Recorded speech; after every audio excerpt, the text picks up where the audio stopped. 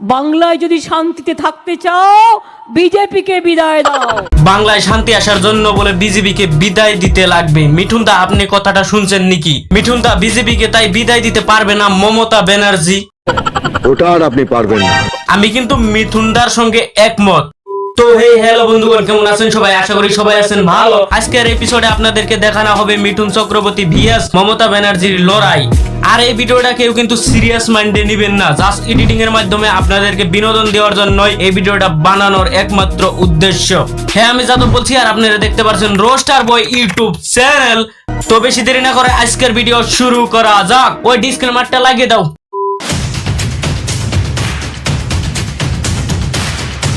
এখন আর মানুষ মিনিস্টারদের কথায় চলবে না, মিনিস্টারদের মানুষের কথায় চলতে হবে।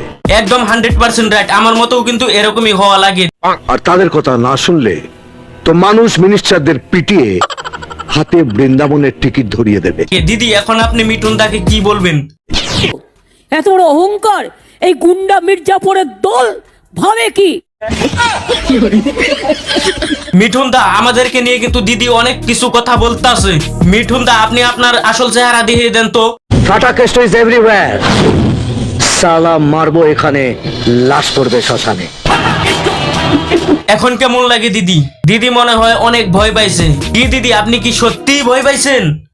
অত ভয়টয় দেখিও না। আমি দিদির গলার আওয়াজ শুনেই কিন্তু আমি দিশা পেয়ে গেছি যে দিদি আসলেই ভয় পাইছে।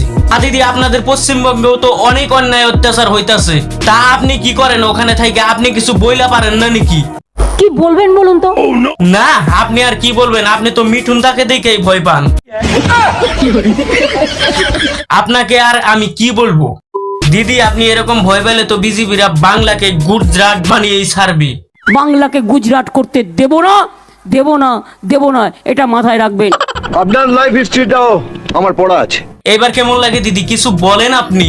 এরকম চুপ করে থাকলে তো আপনি ইলেকশনেই জিততে পারবেন না। আগে নিজেরা ঠিক করো নিজেদের বাবা মার সার্টিফিকেট আছে কিনা। আপনার বাবা তো রণদেব পালের ওই ধুতি পাঞ্জাবি ইস্ত্রি করতো না? একদম জায়গা মতন বসায় দিছে মিঠুন দা দিদিকে। দিদি, আপনিও কিছু বলেন। আজ বড় বড় কথা বলছে। একদম 2 নম্বরই মাল, পেনাল্টিতে গোল। দিদি, আপনাকে মনে হয় মিঠুন দা আর কথায় উই যাইতে দিবে না। তুমি বাংলার শিষ্টাচার জানো? মার খাবার পর ডিসি চেয়ারটা দেখেছিলেন? তখন কাউকে দেখতে পাইনি। একদম হাসিনা কথা কইলেন দিদি আপনি। তখন আপনার মাথায় চক্কর দিছিল, সেই জন্য আপনি কিছুই দেখতে পাননি। কথাটা আমি ভুল বললাম নাকি কাকা? নিঃসন্দেহে তুই ঠিক কথা বলেছিস। আমি কখনোই ভুল বলতে পারি না তো। দিদি, আপনাদের তো এখন আর টিভিতে দেখা যায় না, খালি তো বিজেপিদেরকে টিভিতে দেখা যায়। কারণটা কি? টিভি গুলো বিজেপির কাছে বিক্রি হয়ে গেছে। টিভি গুলো বিজেপির কাছে বিক্রি হয়, কথাটা আজকে নতুন শুনলাম। এই 7 দিনে আপনার নামে একটা ফাইল তৈরি করেছি। দিদির মনে হয় সেই ফাইলটা পছন্দ হয় নাই। তারপর বলেন মিঠুন দা। রণে বনে জলে জঙ্গলে যেখানেই ঘোটালা করিবে, ফাটাকেষ্টকে স্মরণ করিবে। দিদি, ফাটাকেষ্ট আপনাকে কি বললো শুনছেন কি? আপনি কি ফাটাকেষ্টকে স্মরণ করবেন? আমি বললেও করবো না।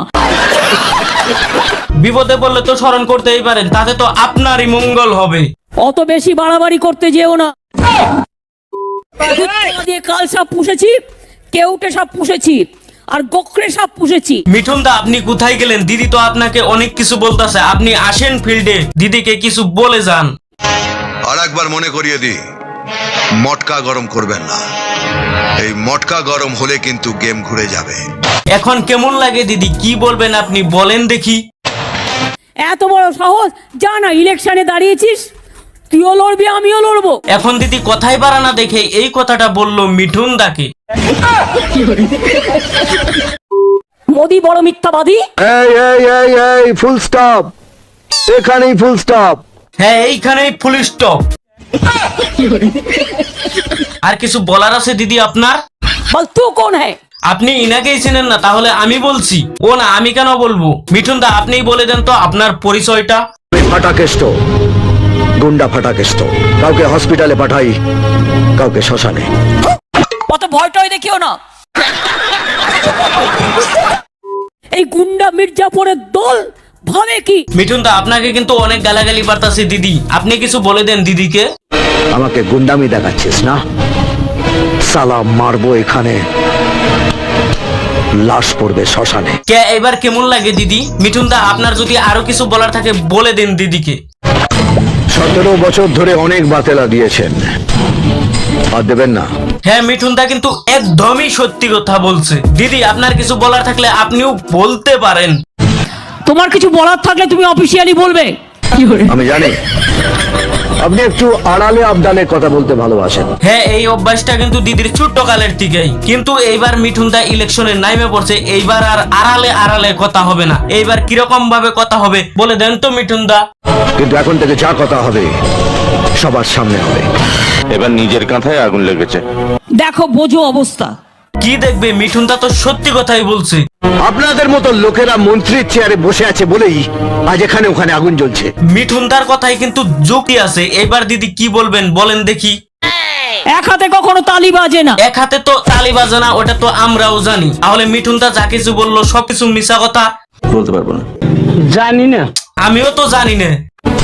মাস গেলে তুই যত টাকা মাইনে পাস না, তার থেকে বেশি লোক আমার এই তুড়িতে জমা হয়। দিদি, এখন আপনি কি বলবেন বলেন দেখি। বসুন, এসব আমি জানি। আমি বিজেপির মিটিং এও লোক পাঠিয়ে দেবো, এবার থেকে সিপিএম এর মিটিং এও পাঠিয়ে দেবো, চালাকি বুঝিয়ে দেবো।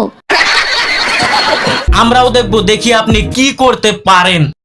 শুনলাম যে এবার বলে মিঠুন দা ইলেকশনে দাঁড়াইছে। হ্যাঁ, এবার যদি মিঠুন দা ইলেকশনে জিতে তাহলে তো এবার দিদিকে মিঠুন দা দেখিয়েই দিবে। আর এবার যদি ইলেকশনে মিঠুন দা জিতে তাহলে তো এবার থেকে মিঠুন দাই বাংলা সামলাবে। তা দিদি, এই কথাটা শুনে আপনি মিঠুন দাকে কি বলতে চান? বাংলা সামলাবে? 6 বছর ধরে দিল্লির ডাবল ইঞ্জিনটা জিরো হয়ে গেছে।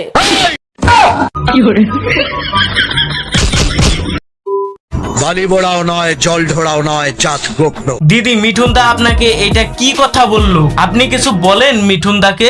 সিনেমায় গোখরো আর বাস্তবের গোখরোর মধ্যে তফাৎ আছে। এই কথাটা কিন্তু মেনে নিতে হবে। মিঠুন দা, এখন আপনি কি বলবেন দিদিকে? আমি ভাবছিলাম আপনি ভাবতেই থাকেন। দিদি, আপনি কিছু বলেন সে দেখি। খাইয়ে পড়িয়ে মানুষ করেছি, সারা দুধ কলা দিয়ে সাপ পুষেছি।